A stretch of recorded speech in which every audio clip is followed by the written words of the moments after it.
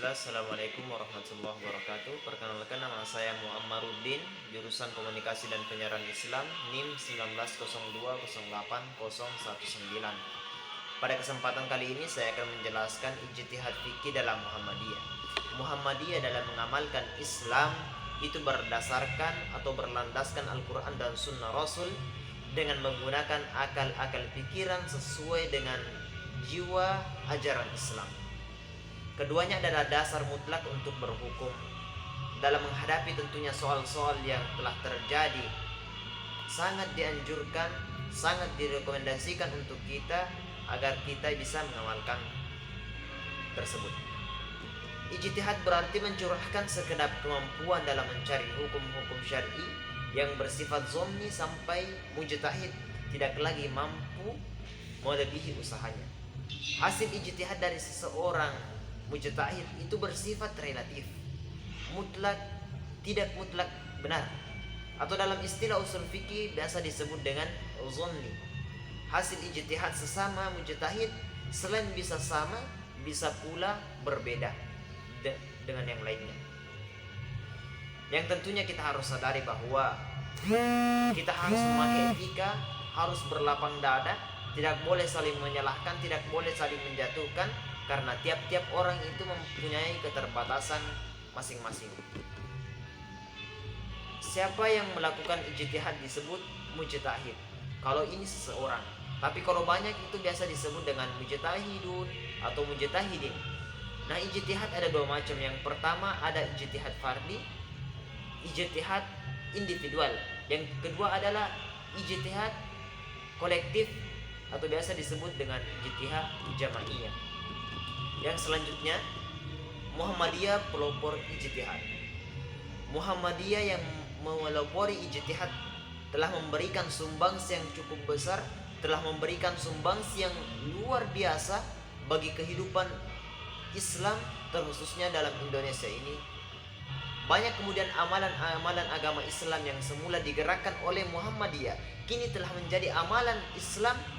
Banyak contohnya, di antaranya pengaturan saf-saf salat, pendirian masjid baru mengarah kiblat, khutbah yang materinya disampaikan dengan bahasa yang dapat dipahami jamaah kecuali pada bagian-bagian yang tertentu, misalkan hamdalah, syahadatain, dan tanah lapang, dan lain sebagainya.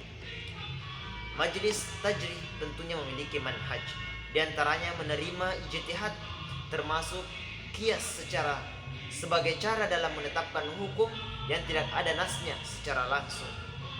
Dalam menetapkan masalah ijtihadiyah digunakan sistem ijtihad jama'i, tidak mengikat diri kepada satu mazhab saja.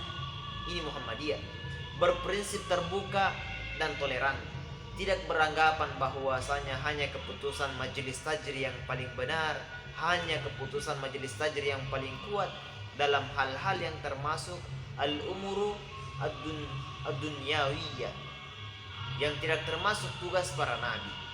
Penggunaan akal sangat diperlukan demi untuk tercapainya kemaslahatan umat tentunya.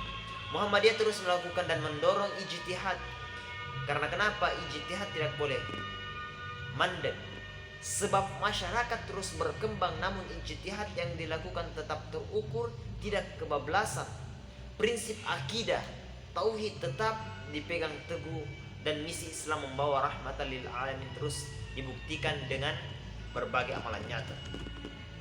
Yang tentunya sejak didirikannya oleh Kiai Haji Ahmad Dahlan dalam berbagai masalah ijtihad yang dilakukan oleh Muhammadiyah untuk memberikan keputusan hukum dalam Islam yang tentunya berlandaskan dengan Al-Quran dan Sunnah.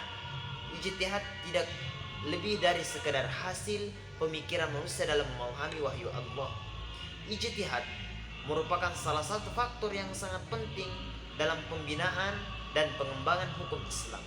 Ijtihad dilakukan untuk menjawab masalah-masalah, persoalan-persoalan yang kemudian timbul dalam kehidupan masyarakat yang belum diketahui status hukumnya.